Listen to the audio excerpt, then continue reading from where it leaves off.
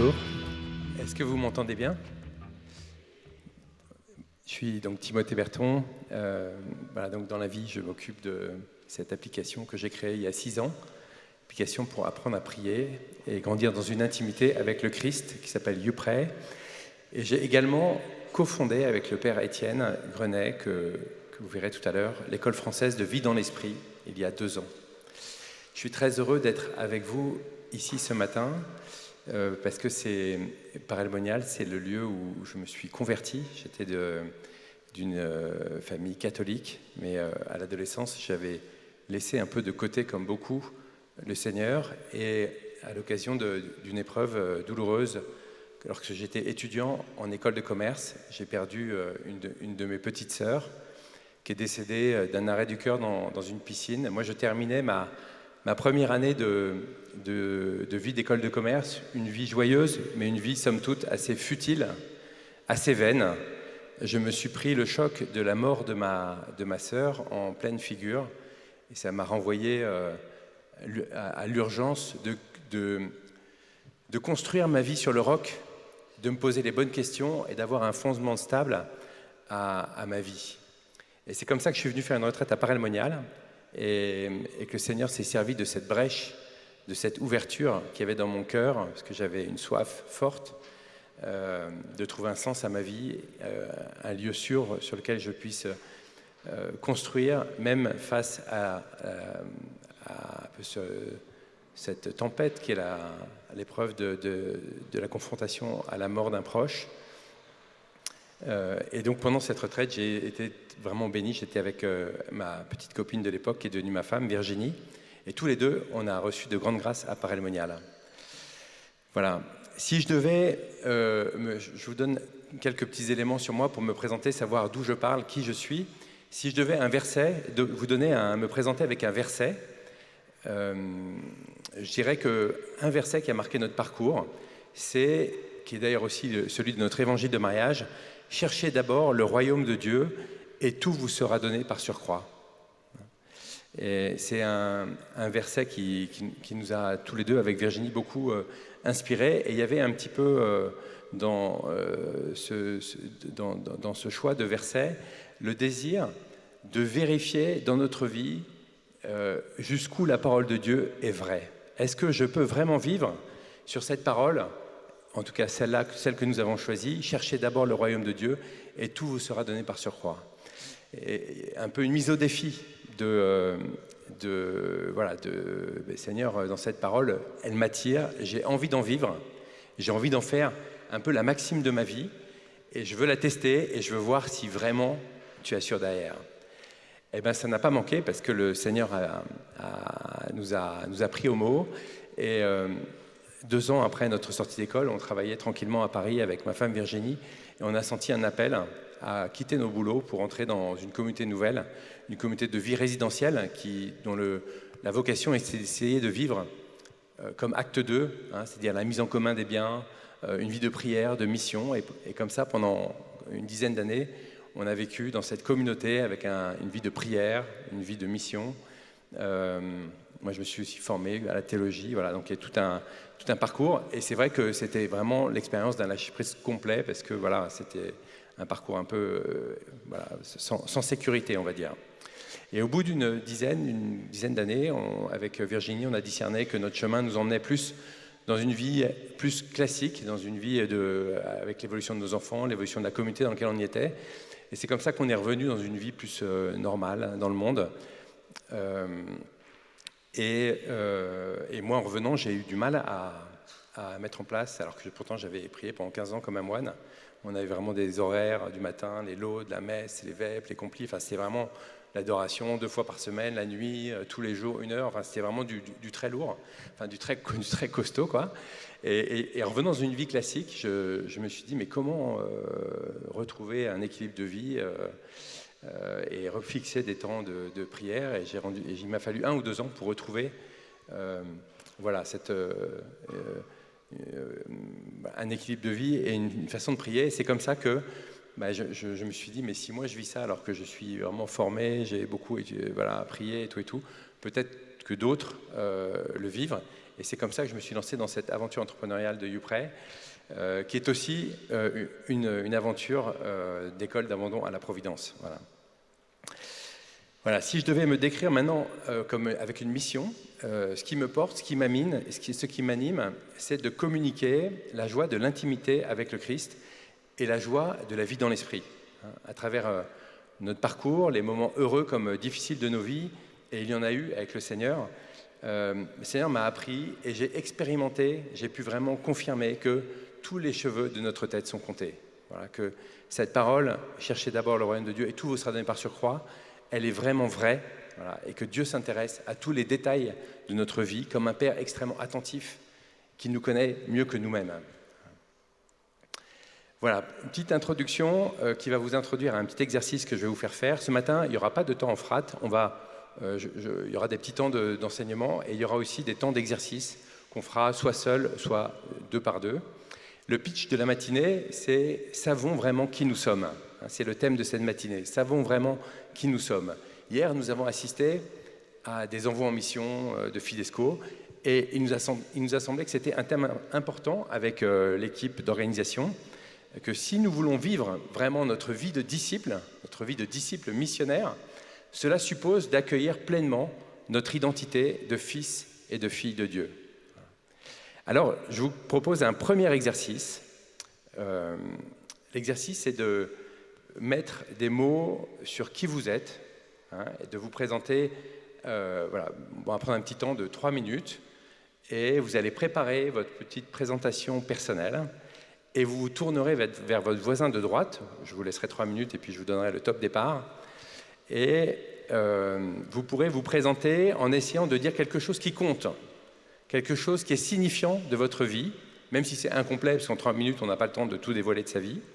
Voilà. Et moi, j'ai fait exprès de me présenter un peu longuement pour vous montrer l'exemple en quelque sorte, et voir qu'il y a plusieurs façons de se présenter. Hein, on peut se présenter avec son état de vie, son travail, son parcours professionnel, ses goûts, ses valeurs, mais aussi on peut se présenter avec un verset qui est important pour nous, avec même un passage de la parole de Dieu, une mission que vous portez, ou encore un témoignage de l'action de Dieu. Une sorte de...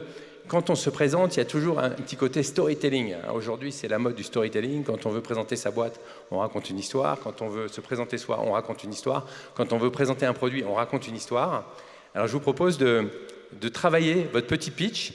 Je vous donne 3 minutes, et dans 3 minutes, vous aurez 2 minutes, chacun l'un envers l'autre, pour vous présenter l'un à l'autre. C'est clair? Top départ.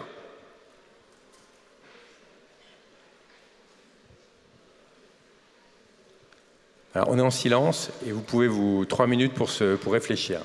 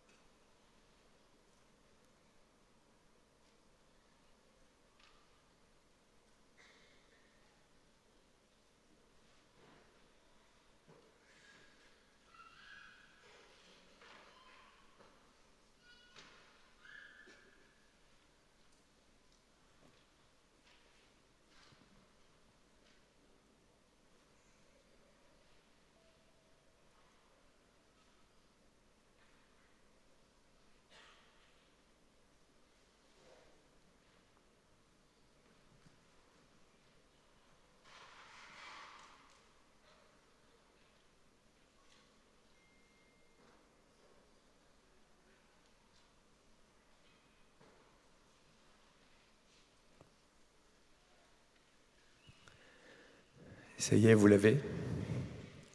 Alors, je vous propose de vous tourner vers votre voisin de droite. Si jamais vous êtes en bout de ligne, vous pouvez vous mettre à 3. Et c'est pas grave si vous vous connaissez. Si vous vous connaissez, c'est pas grave. Vous vous présentez quand même. Alors, c'est le premier commence, ok? 2 minutes pour se présenter. Et au bout de 2 minutes, ça sera au suivant. On changera. C'est parti pour le premier.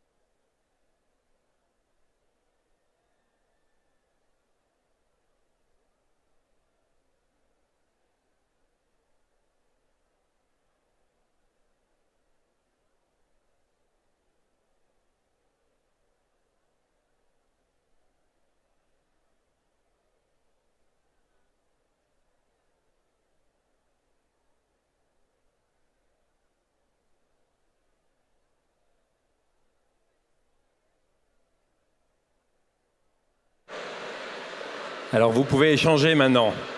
C'est à l'autre de se présenter. Ok? On échange.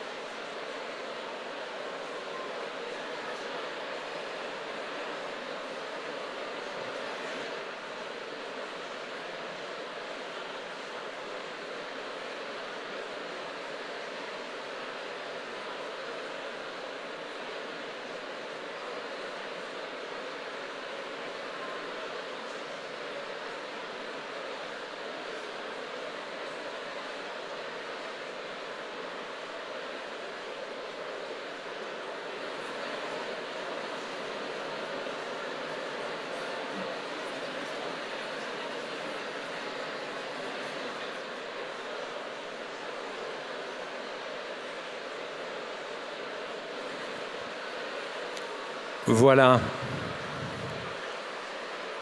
Je vois que vous avez plein de choses à dire sur vous-même. Chut. Je suis désolé, hein, peut-être que vous n'avez pas pu aller jusqu'au bout. Vous pouvez reprendre après.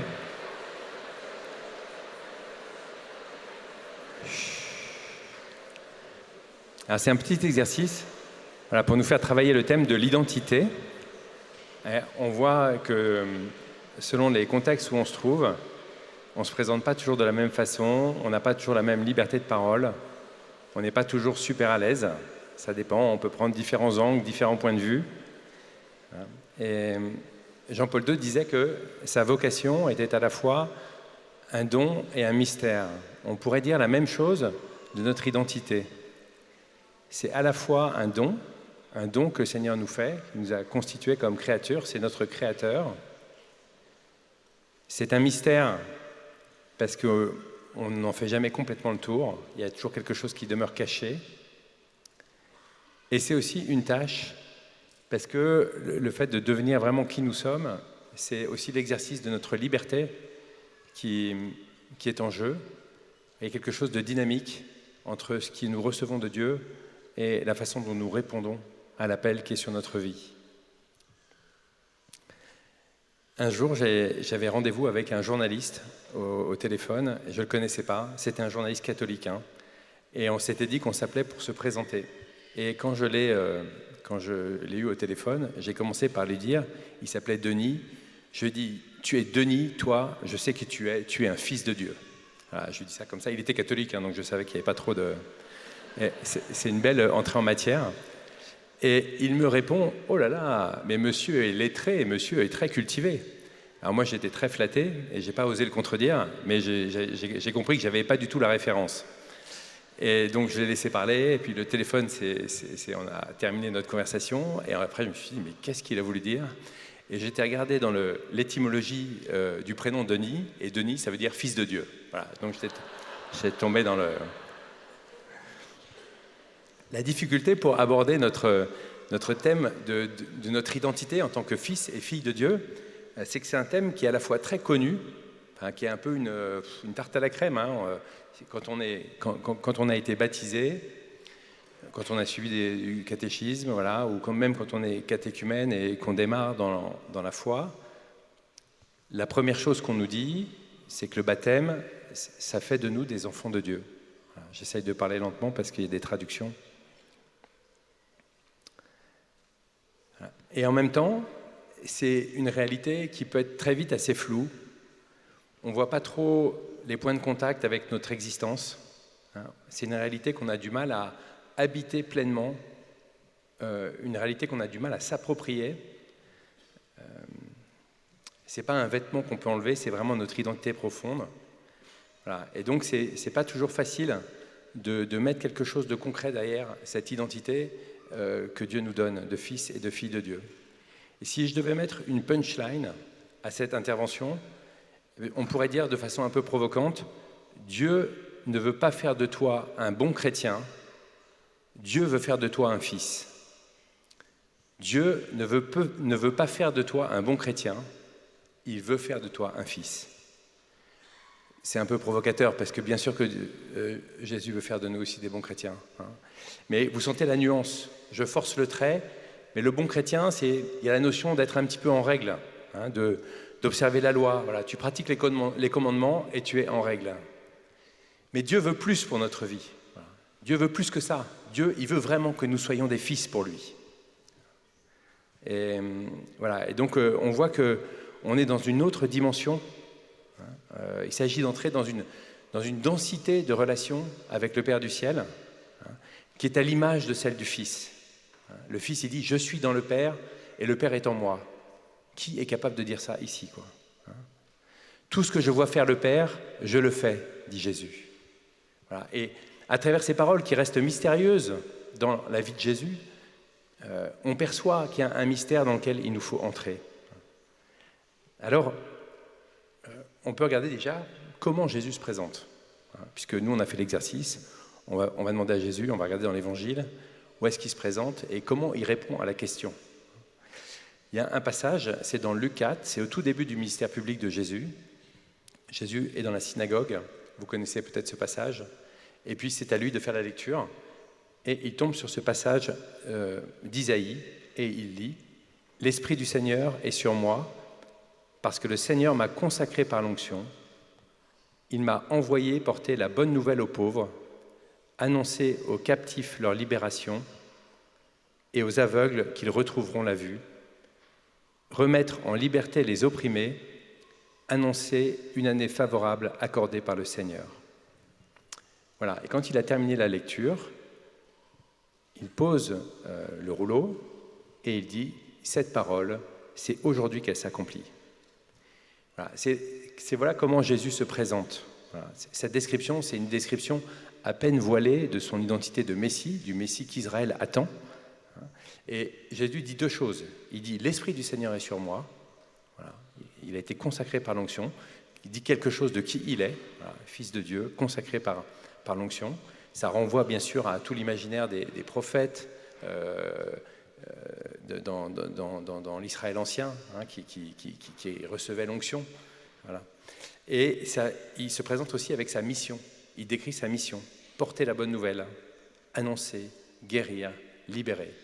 Voilà. Un peu plus tard dans l'Évangile, c'est Jean qui envoie ses disciples, Jean le Baptiste, qui envoie ses disciples voir Jésus. Lui, il est au fond de sa prison. Lui, il ne voit pas trop, il est en plein doute, on pourrait dire. Et il envoie ses disciples demander à Jésus, « Es-tu celui qui doit venir ou dois-je en attendre un autre ?» Et là, on a aussi encore une réponse de Jésus et qui parle de sa mission, de qui il est. Et il dit, « Allez annoncer à Jean ce que vous entendez et voyez. Les aveugles retrouvent la vue, les boiteux marchent, les lépreux sont purifiés, les sourds entendent, les morts ressuscitent, et les pauvres reçoivent la bonne nouvelle. Les pauvres reçoivent la bonne nouvelle. » Voilà, Jésus fait la même réponse, mais seulement il est un peu plus tard dans sa mission. Au tout début, il a annoncé ce qu'il allait faire, dans Luc 4. Là, c'est un peu plus tard, et là, il y a des signes. Et Jésus dit, regardez les signes, croyez les œuvres, et après, tirez les conclusions sur qui je suis. Voilà, il y a bien sûr derrière, qui traverse l'Évangile, toute la thématique du secret messianique. Jésus ne va pas se dévoiler pleinement tout de suite à tout le monde. Il le réserve à ses disciples qu'il a préparés spécifiquement pour cela. Et il y a un passage dans Matthieu chapitre 16, après avoir vécu un certain temps avec ses disciples, Jésus commence par une question un peu lointaine et il demande « Pour les gens, qui suis-je » Alors il y a des réponses diverses et variées. « Tu es un prophète, tu es Jérémie. » Et puis après, Jésus rentre un peu plus dans le dur et une question plus impliquante et il demande à ses disciples « Et pour vous, qui suis-je » Ce qui donne à l'occasion à Pierre de donner la réponse que beaucoup connaissent. Tu es le Christ, tu es le Fils du Dieu vivant. Jésus enchaîne en disant « Pierre, ce n'est pas toi, c'est ni la chair, ni le sang qui t'ont révélé cela, mais c'est l'Esprit de mon Père qui est aux cieux. » Voilà. Et on voit que là, pour connaître l'identité vraiment de Fils de Dieu qui est Jésus, eh ben, il faut une révélation. Ce n'est pas quelque chose de naturel. Connaître Jésus comme Fils de Dieu, c'est une révélation qui vient du Père. C'est lui qui nous l'enseigne, qui nous le révèle. Et Jésus comme Fils unique de Dieu, c'est d'ailleurs pas une identité qui va de soi. La qualité de Fils de Dieu, on l'a vu avec Pierre. Jésus lui dit que ce n'est pas toi qui m'a nommé, c'est le Père qui te l'a révélé. Pour nous chrétiens, c'est une forme d'évidence parce que ça fait longtemps, voilà, peut-être pour certains, qu'on l'a entendu dans l'Église. Mais dans l'histoire des religions, un Dieu qui est un Fils, voilà, et qui est Fils de Dieu et qui s'incarne, on ne l'a pas vu. Et par exemple, si vous parlez avec des musulmans, c'est quelque chose qui n'est pas du tout évident pour eux, cette notion de Fils de Dieu. Saint Paul dira, à propos de ça, « Ce que l'homme n'a pas vu, ce qui n'est pas monté au cœur de l'homme, voilà ce que Dieu a fait. » Peut-être un petit point d'enjeu spirituel, c'est de se rendre compte que nous avons cette chance de faire partie de cette portion de l'humanité qui a eu la grâce de découvrir, d'avoir cette révélation que Jésus est le Fils de Dieu. Comment elle s'est faite, cette révélation de Jésus, Fils de Dieu? Bien sûr, elle s'est faite par, on vient de dire, par cette révélation du Père, mais on peut dire que Jésus s'est fait connaître aux hommes comme Fils à travers toute sa vie, à travers sa posture. Il parle avec autorité. Tout le monde dit, plusieurs fois dans l'Évangile, en tout cas, on entend, il ne parle pas comme les scribes. Lui, il parle avec autorité. Voilà. Il se fait connaître par ses paroles. Jésus, dans le Sermon sur la montagne, se place au-dessus de la loi et dit « On vous a dit, eh bien moi je vous dis ». Voilà. Il fait référence aux 10 commandements. « On vous a dit ça, on vous a dit ça ». Et à chaque fois, il reprend et dit « Eh bien moi je vous dis ». Donc il se met dans une posture, il se met implicitement dans la posture la plus élevée, en fait, de celui qui est au-dessus de la loi. Voilà. Donc dans la posture de Dieu. Dans ses paroles, il parle aussi régulièrement de sa relation au Père, et donc il introduit ses disciples dans cette dimension de la paternité de Dieu sur sa vie. Jésus se révèle aussi comme Fils à travers ses actes, quand il guérit les malades, quand il purifie les lépreux, quand il marche sur l'eau. Voilà. Qui dans la Bible, qui dans l'histoire des hommes fait des actes comme ça? C'est proprement quelque chose qui relève des prérogatives de Dieu. Mais Jésus se révèle aussi comme Fils dans sa mort. En creux, le motif de condamnation de Jésus, c'est le blasphème. Les Juifs lui reprochent de se prendre pour le Fils de Dieu, et c'est pour ça qu'ils veulent le tuer. Voilà, donc là, sa condamnation, elle porte précisément sur cette révélation de Fils de Dieu qui est refusée par les Juifs de l'époque, et qui est refusée encore aujourd'hui par beaucoup de monde sur Terre. Voilà. Et bien sûr, la résurrection est la grande attestation du Père, que Jésus est vraiment son Fils et que tout ce qu'il a fait, tout ce qu'il a dit, ça venait vraiment de lui. Voilà, c'est cette identité de Fils qui nous est révélée par le Père, qui nous est révélée aussi par la parole, juste en lisant l'Évangile, en voyant comment Jésus vit, comment Jésus se comporte, quelle est sa posture, quelles sont ses paroles, quels sont ses actes. Mais Jésus, c'est aussi c'est aussi le Fils aîné d'une multitude de frères. C'est lui qui nous révèle le Père. Il nous le fait connaître intimement. Jésus, donc, il nous fait participer à sa propre nature divine de Fils de Dieu. En Matthieu 11, Jésus dit « Nul ne connaît le Père sinon le Fils, et celui à qui le Fils veut le révéler. » Voilà, tout au long de l'Évangile, si on est attentif et si on lit l'Évangile avec cette clé de lecture, on voit comment Jésus nous fait entrer, nous fait participer à son intimité avec le Père. Comment il nous fait entrer dans cette grâce d'adoption filiale. Il y a plein de paroles de Jésus sur le Père dans l'Évangile de Saint Jean. Le Père et moi, nous sommes un.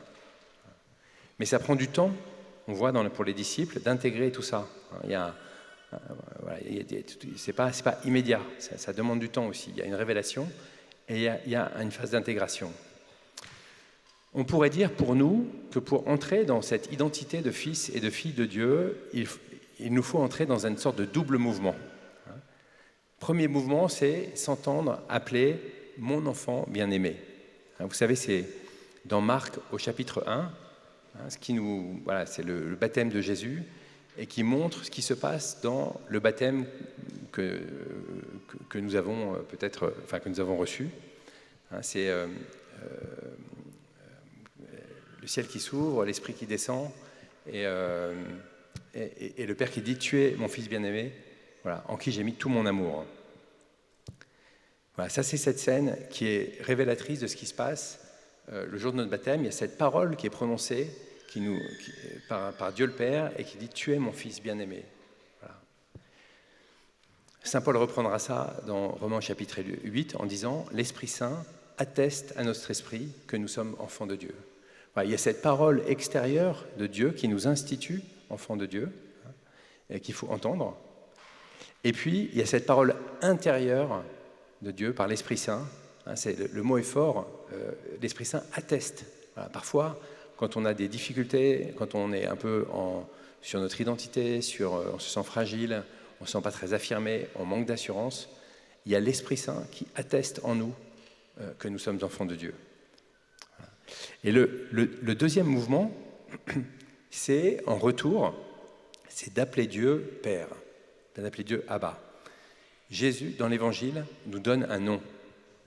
On voit ces passages où les apôtres voient Jésus prier et il se passe quelque chose. Voir Jésus prier, ça devait être quelque chose. Et ça intrigue les apôtres qui se tournent vers Jésus et lui disent « Apprends-nous à prier. Maître, apprends-nous à prier. » Et Jésus dit « Quand vous priez, dites Abba. » Et voilà. Et donc Jésus nous donne un nom. Voilà. Et il nous donne un nom pour nous adresser au Père.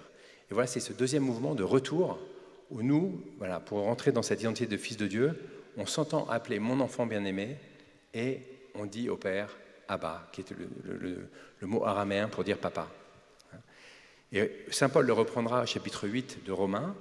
Vous n'avez pas reçu un esprit qui vous ramène à la peur, mais vous avez reçu un esprit d'adoption qui crie en vous Abba Père, voilà, qui fait de vous des fils et qui crie en nous Abba Père. Voilà, peut-être premier enjeu, gros enjeu spirituel de notre matinée, c'est de se centrer sur ce double mouvement. La vie chrétienne, elle consiste très simplement et très profondément au développement de cette respiration surnaturelle. Voilà. S'entendre appeler mon enfant bien-aimé et répondre dans un deuxième temps, papa. Voilà. Il y a quelque chose de très simple, voilà, très, très, très fondamental, très enraciné dans la chair, comme un parallèle avec notre respiration naturelle, voilà, de ce double mouvement essentiel de la vie chrétienne. Voilà. Seulement voilà, maintenant la difficulté c'est que s'entendre appeler mon fils bien-aimé et puis répondre papa, c'est pas toujours immédiat. C'est un cheminement qui est le cheminement d'une vie, qui demande, c'est d'abord une grâce, mais c'est aussi un cheminement intérieur, une réponse libre de l'homme à Dieu qui se révèle dans la foi, voilà, par la foi. Et donc toute la difficulté pour nous, c'est dans notre vie chrétienne, c'est d'entrer dans ce mouvement et de prendre conscience que ça devienne quelque chose qui soit de l'ordre quelque chose de très naturel, d'une respiration de l'âme, d'une respiration de chaque instant. Et si maintenant on part un peu on a regardé un peu en venant à partir de l'Évangile, ce que Dieu dit de Jésus, cette révélation que Jésus est le Fils et comment Jésus nous révèle le Père. Maintenant partons un peu de notre position à nous, dans une position plus existentielle, et peut-être on peut aussi faire le constat que bien souvent, dans notre vie chrétienne, nous vivons comme des orphelins. C'est-à-dire qu'il y a des pans entiers de notre vie qui échappent à, on va dire, l'autorité, la souveraineté, la seigneurie de Jésus dans notre vie. On ne pense pas à l'impliquer, voilà. On ne pense pas à lui, voilà. On essaye de se débrouiller tout seul. Il y a plein de raisons pour cela. Pour certains, c'est on n'a pas envie de le déranger, ou pour d'autres, c'est Dieu ne s'intéresse pas à ces petites choses du quotidien de ma vie. Voilà. Et l'orphelin, c'est celui qui porte le poids de sa vie tout seul. Il pourrait avoir un père qui l'aide à vivre sa vie, et c'est celui qui choisit de porter le poids de l'existence tout seul. Et cette notion d'orphelin, pour moi, c'est quelque chose qui m'a permis de mieux comprendre ce que c'était qu'être enfant de Dieu.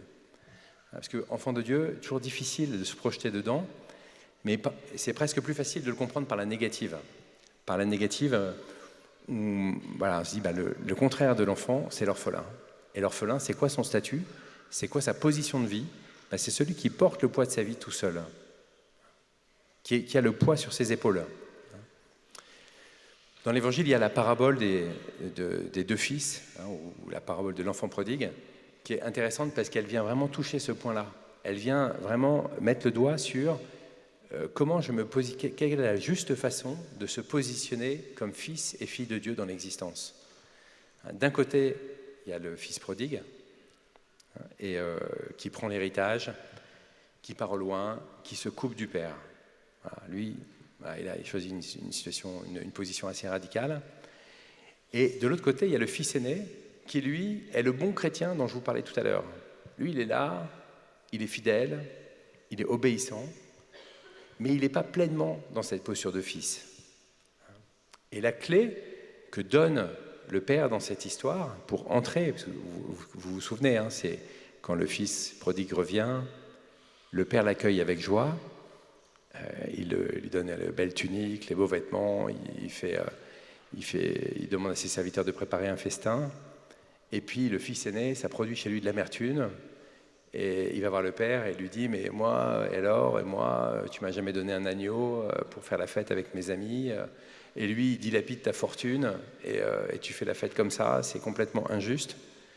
Et la réponse que donne le Père, c'est « Ne sais-tu pas que tout ce qui est à moi est à toi ?» Voilà, c'est une parole qu'on pourrait vraiment caler dans la bouche de Jésus. Hein. Tout ce qui est au Père est à moi. Voilà, c'est vraiment, on voit un peu ce parallèle entre la relation entre Dieu et son Fils Jésus, et puis la façon dont Dieu veut nous introduire dans cette identité de Fils. Alors je vous propose, pour rentrer un peu plus dans le concret de nos vies, de vous détailler quelques petits indicateurs, vous donner quelques petits indicateurs, faire une sorte de petit examen de conscience, pour identifier si nous vivons ou pas comme des orphelins. Quels sont les indicateurs, quels sont les symptômes qui nous disent que nous ne vivons pas comme des fils ou des filles de Dieu, mais au contraire, comme des orphelins. La liste n'est pas exhaustive, mais je vais vous donner quelques petits points. Déjà, la peur. Je ne parle pas de la peur émotion, hein, la peur qui est amorale, la peur qui vient de me donner une information, qui a un danger. Il faut que je prenne en compte cette peur pour traiter la situation. Hein, mais je parle de la peur comme un peu une position de vie, quelque chose qui nous habite, qui guide nos choix, même de façon cachée, qui devient un peu habituel, qui dure, qui s'installe, qui est comme une deuxième façon de vivre. Parfois, on peut être un peu inconscient de ce mode de vie, et c'est intéressant de dire, tiens, qu'est-ce qui guide mes choix? Voilà. Et donc, si je me sens concerné par ça, que dans ma vie, souvent, c'est la peur qui guide mes choix. Voilà, j'ose pas avancer, ou j'ai des inquiétudes, des peurs pour le lendemain. Voilà. Eh bien, peut-être se dire que j'ai quitté cette position de fils et que je suis dans une position d'orphelin. Quelle serait la parole qu'on pourrait mettre en face de cette position pour venir comme, un correctif? Voilà, un correctif. Hein, on dit que la parole de Dieu, elle vient jusqu'à la moelle, elle vient éclairer dans la chair, elle vient vraiment aux jointures. Voilà. Il y a des paroles qui viennent justement donner cet éclairage pour voir si on est vraiment aligné ou pas dans cette position de fils dans notre existence. Romains 8, 15, je l'ai cité tout à l'heure. Vous n'avez pas reçu un esprit qui fait de vous des esclaves et vous ramène à la peur, mais vous avez reçu un esprit qui fait de vous des fils, et c'est en lui que nous crions « Abba », c'est-à-dire « Père ».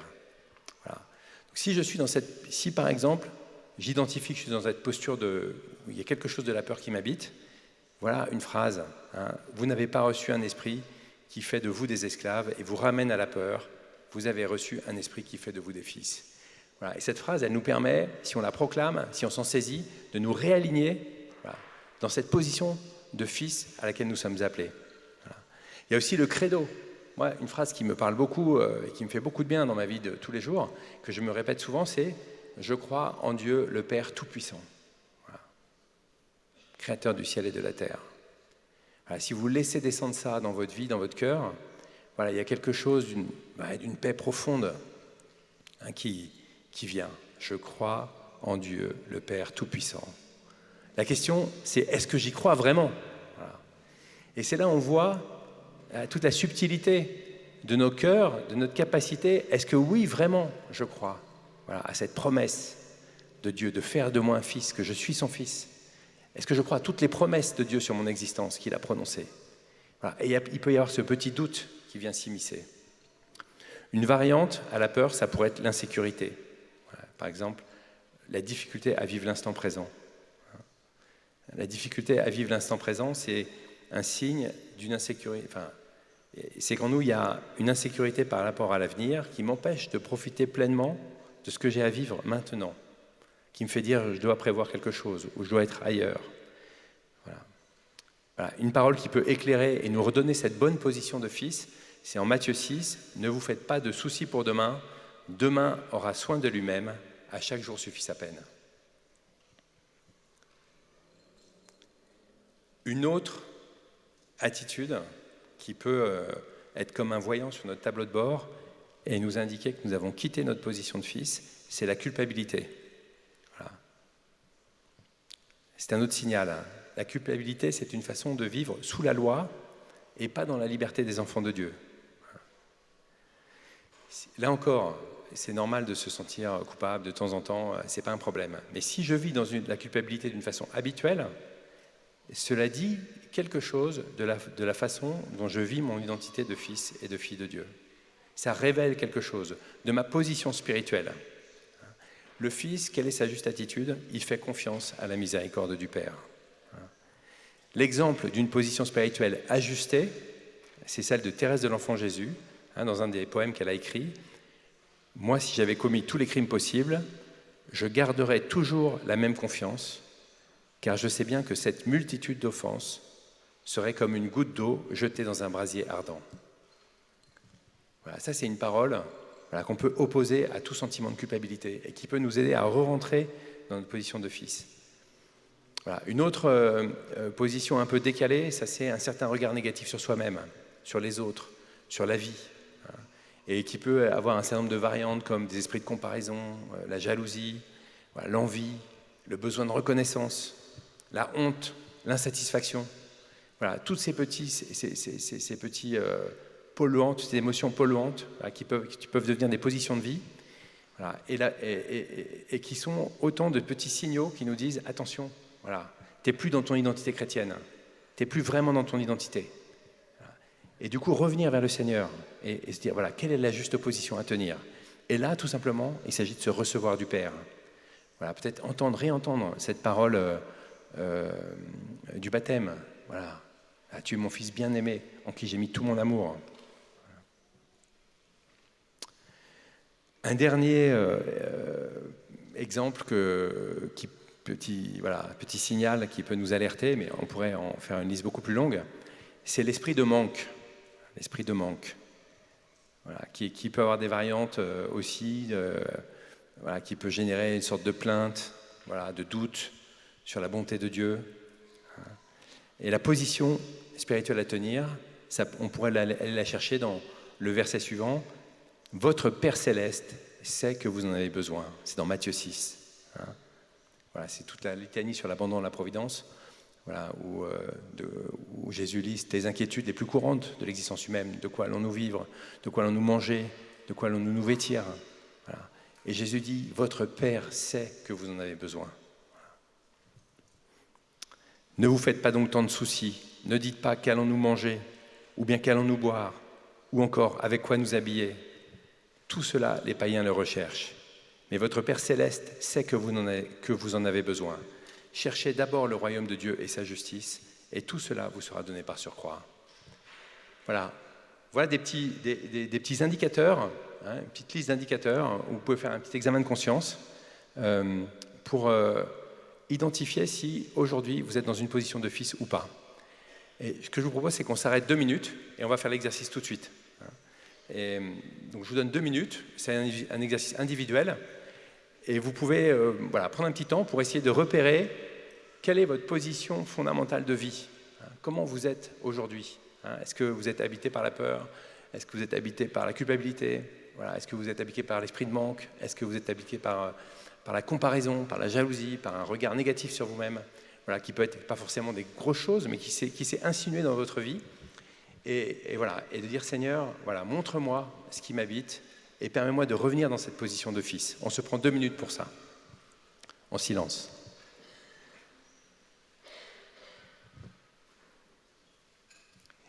Voilà, peut-être un petit complément. On va prendre cet exercice. Je vais vous donner 3 minutes pour passer le scan. Et ensuite, peut-être vous pourrez prendre un petit temps de silence, vous mettre devant votre Père du ciel, voilà, et entendre Jésus vous dire, entendre le Père vous dire « Tu es mon Fils bien-aimé ». Voilà, laissez cette parole venir vous habiter et voyez ce qui monte. Voyez ce qui monte en vous en réponse. Voilà. D'abord identifier et ensuite entendre cette parole, tu es mon fils bien-aimé.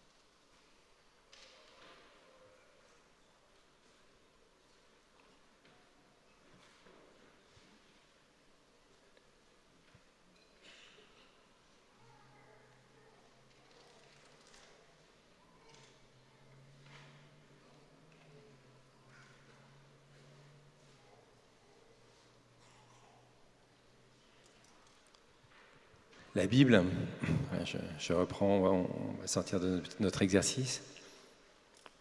La Bible nous explique d'où vient la racine de cette difficulté que nous avons à vivre en fils.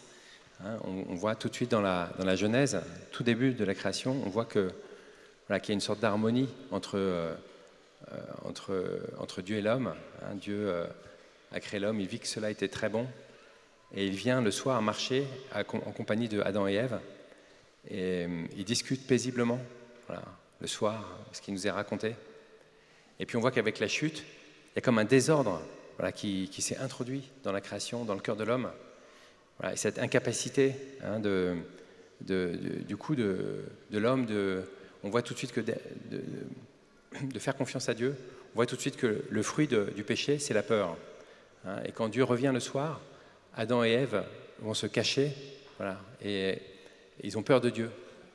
Et ça introduit plusieurs ruptures. Il y a une rupture avec Dieu, il y a aussi une rupture entre l'homme et la femme, et il y a aussi une rupture avec la création.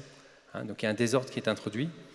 Et c'est comme si l'homme, par le péché originel, avait perdu le souvenir, la mémoire de son identité de fils, de cet amour inconditionnel de Dieu. Et il est comme incapable de faire confiance pleinement, de croire pleinement à cet amour qui lui est offert par Jésus, par le Père.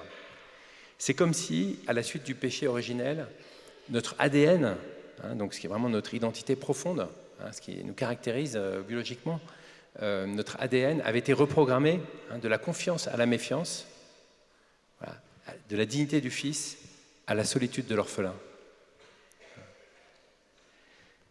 Pour illustrer ça, je raconte une petite parabole qui montre un peu ce cheminement. C'est l'histoire d'un roi qui est très puissant, voilà, qui a un fils. Malheureusement, très rapidement après la naissance, ce fils est enlevé par des bandits. Voilà, et ce fils est emmené très loin, dans une contrée lointaine. Et, voilà, et de nourrice en famille d'accueil, il est élevé sans aucune conscience parce qu'il a été élevé tout petit, de sa dignité de fils, de là d'où il provient, de son origine, voilà, de sa dignité royale. Et le père, lui, pendant tout ce temps-là, alors ce fils grandit, voilà, il devient adulte, et ce père, pendant tout ce temps-là, il ne cesse de chercher son fils. Il va sillonner le monde entier pour retrouver son fils.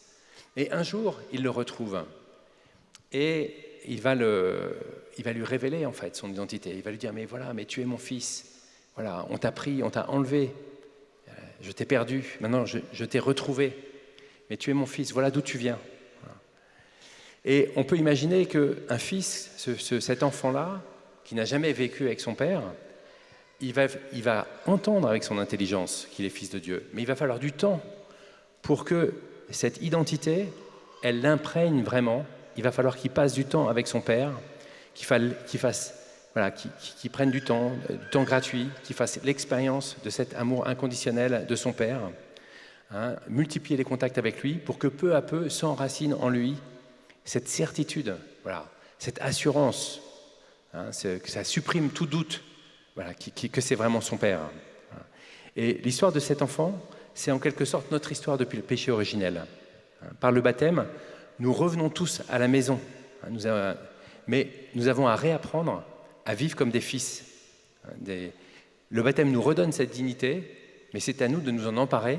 Voilà, et que cette identité, elle imprègne à la fois notre vision du monde, notre façon de nous positionner, notre confiance en Dieu, notre intelligence, nos émotions, voilà, notre façon de vivre notre humanité. Et, il y a une petite histoire que j'aime bien raconter, c'est l'histoire du cornichon. C'est une bibliste américaine qui s'appelle Mary Ely, peut-être que certains d'entre vous la connaissent, qui est membre de la commission biblique pontificale. Et elle raconte qu'il y a quelques années, des archéologues ont trouvé en Israël une recette de cuisine pour préparer des cornichons. Et cette recette, elle a été retrouvée, c'était quoi, elle date du 1er siècle ou avant ou après Jésus-Christ, je ne sais plus. Et donc on explique comment faire un cornichon. Voilà. Et un cornichon, on prend un cornichon et puis on le met dans un bocal avec du vinaigre. Et si jamais on le trempe juste dans le vinaigre et qu'on le ressort tout de suite, est-ce que le cornichon va avoir le goût de cornichon? A priori, non. Voilà. Et donc, voilà. Et pour que le cornichon ait le goût de cornichon, il faut qu'il reste longtemps, plusieurs semaines, immergé dans ce bocal avec le vinaigre. Et là, il va prendre le goût. Là, il va se transformer. Et le mot qui est utilisé dans cette recette pour dire plonger le cornichon dans le bocal, c'est le mot baptisein. Voilà. Le mot plonger, le mot le baptême, en fait.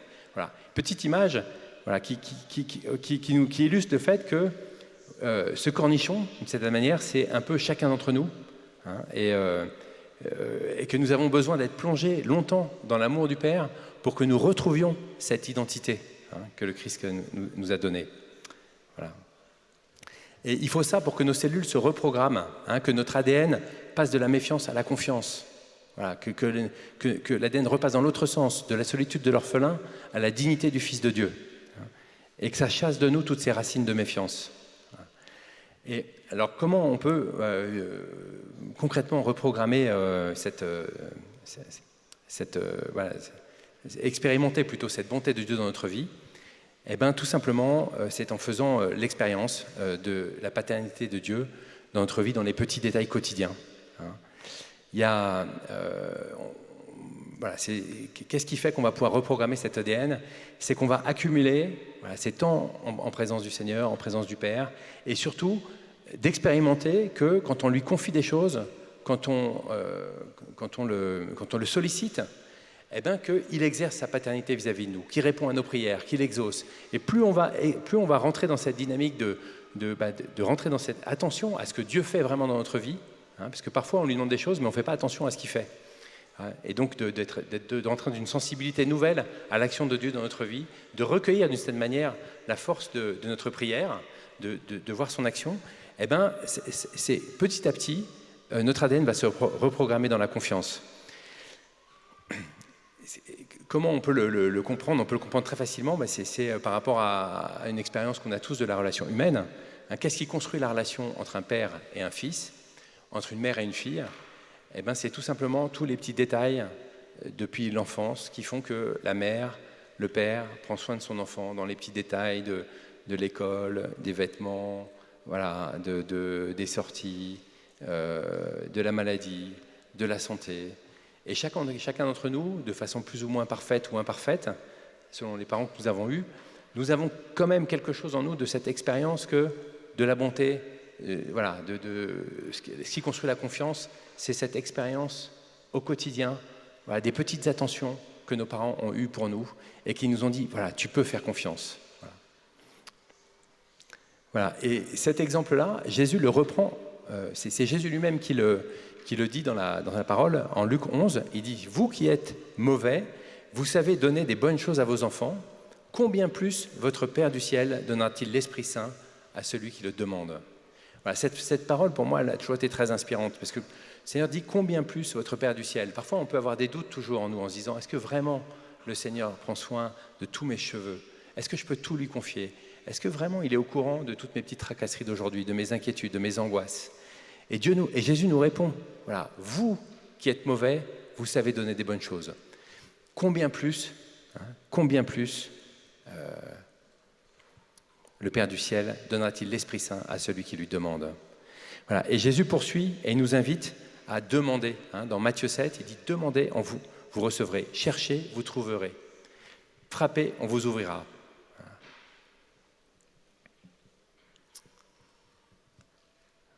Alors, je voudrais vous donner des petits témoignages personnels dans ma vie perso, de comment pour moi c'est devenu comme une deuxième façon de vivre, enfin, vraiment un nouveau mode de vie qui est de chaque jour m'en remettre dans toutes les petites choses de mon quotidien au Seigneur et de demander qu'il intervienne un peu à temps et à contre-temps, dans tous que ce soit pro, personnel, que ce soit voilà, avec la famille, les amis, ou pour moi.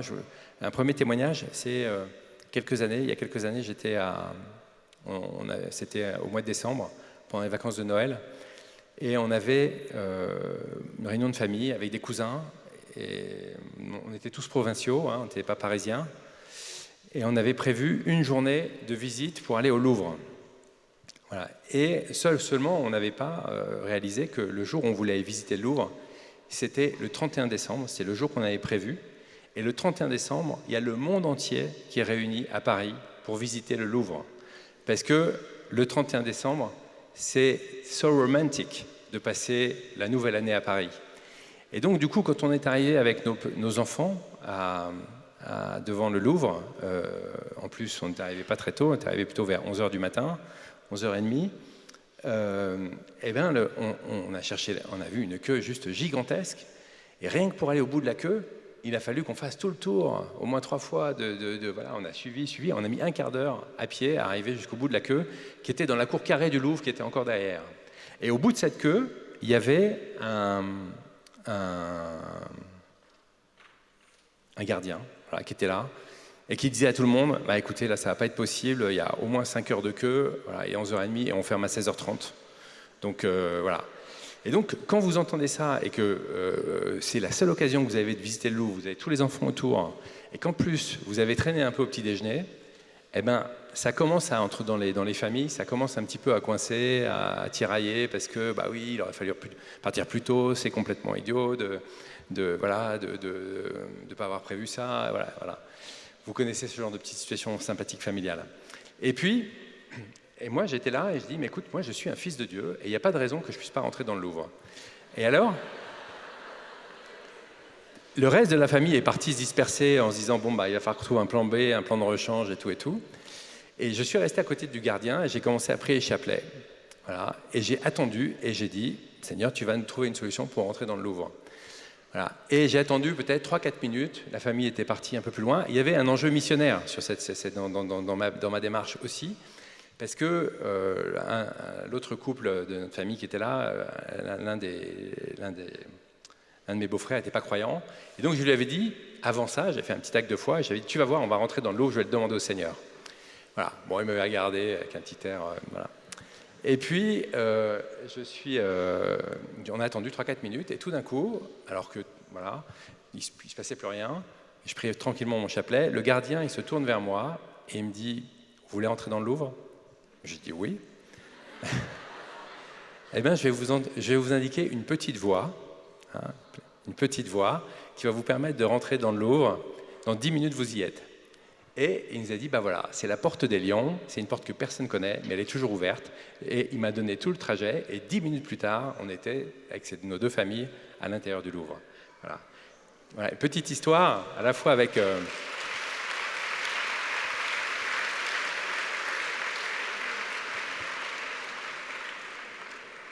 Voilà. Et on voit bien qu'en fait, quand on pose des actes de foi comme ça, eh ben, il y a quelque chose qui s'enclenche en nous quand on voit que le Seigneur répond. Là, on va dire, pour moi, c'est catégorie d'exaucement, allez, on va dire niveau 3, hein, plutôt élevé.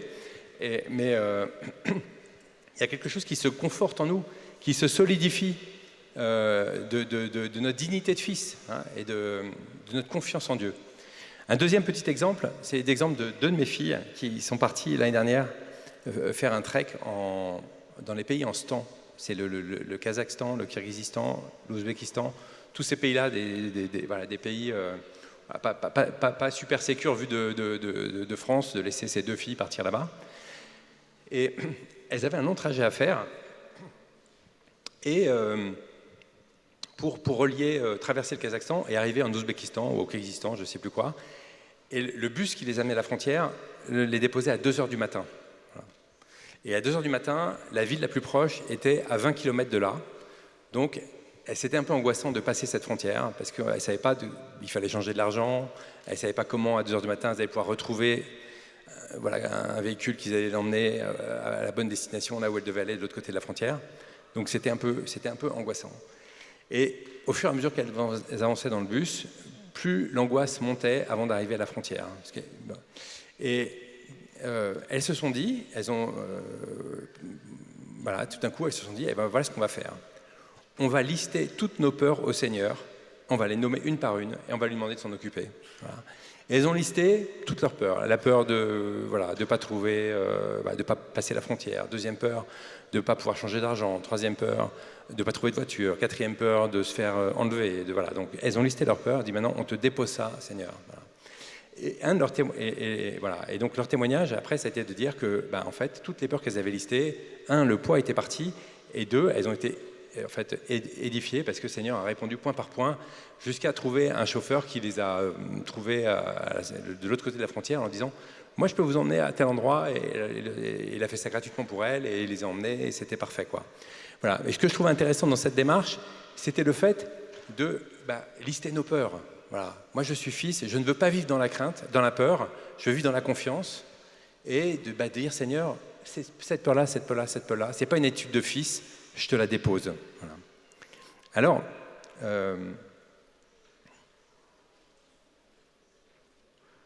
je vais vous proposer ce qui est intéressant dans cette démarche, c'est d'apprendre à identifier, hein, peut-être vous le faites sûrement déjà, les passages et les actions de Dieu dans notre vie, hein, et d'acquérir une plus grande sensibilité à la façon dont Dieu nous exauce, et Dieu pourvoit, Voilà, à la façon dont Dieu nous accompagne.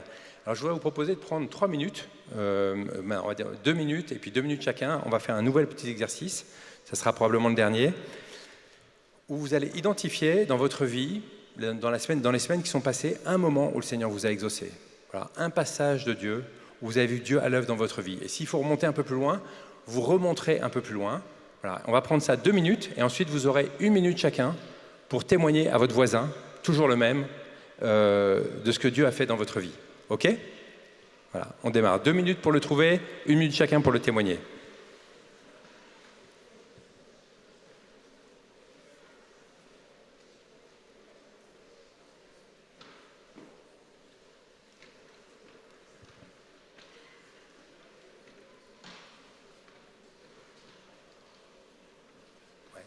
Dans 10 minutes, c'est bon.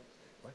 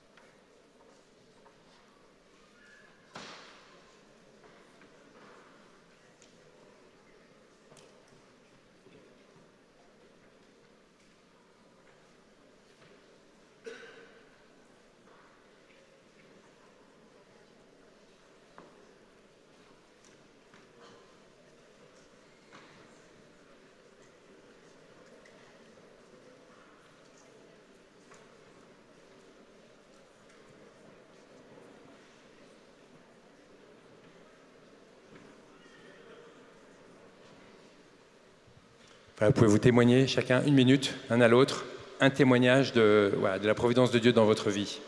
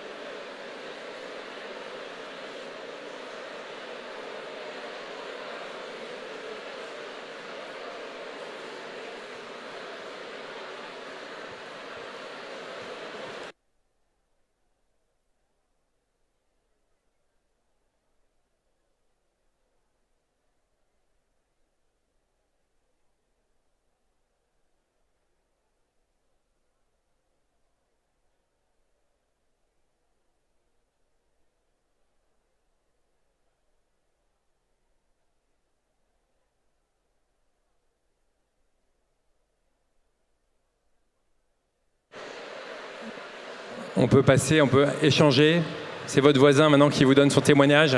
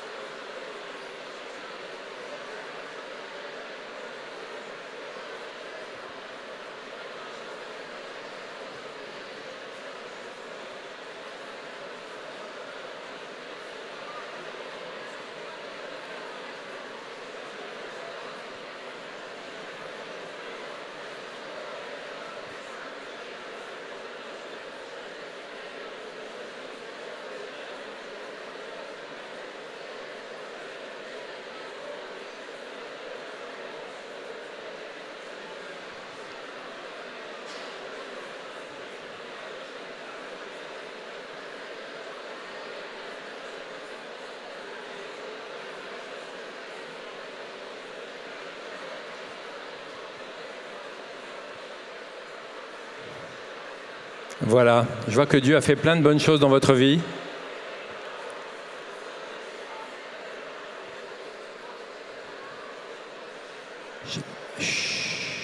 Voilà, on va terminer nos petits partages, on pourra continuer pendant le repas.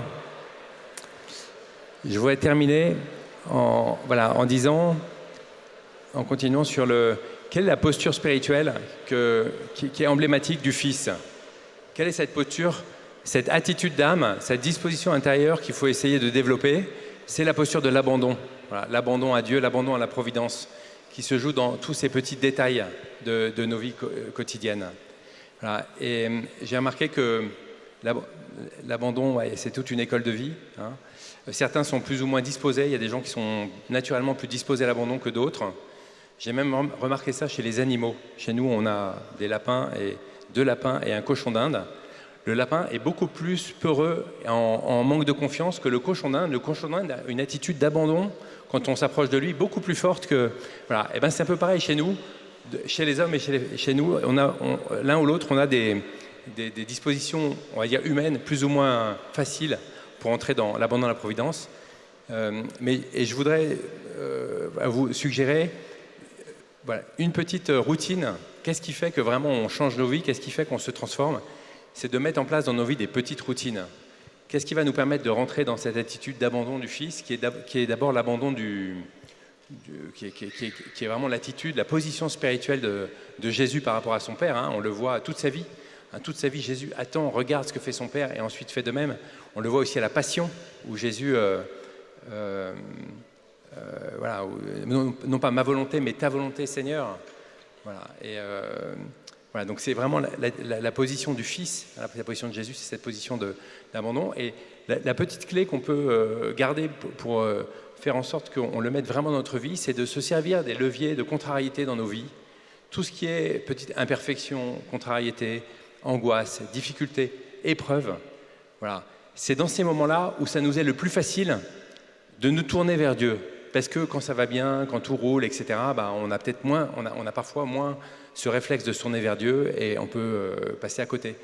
Et bah, de servir, de mettre en place ce petit réflexe intérieur, de se dire, bah, voilà, prochaine difficulté, prochaine épreuve, prochain moment où j'ai besoin d'aide, en fait, tout simplement, eh ben, je vais me servir de ce petit levier pour transformer eh ben, cette expérience négative, on va dire, en une expérience qui va faire croître ma foi, ma confiance en Dieu et me permettre de capitaliser un capital de confiance en Dieu qui va me permettre de vivre petit à petit un niveau d'abondance plus important et un niveau plus élevé de fils, dans ma qualité de fils et de fille de Dieu.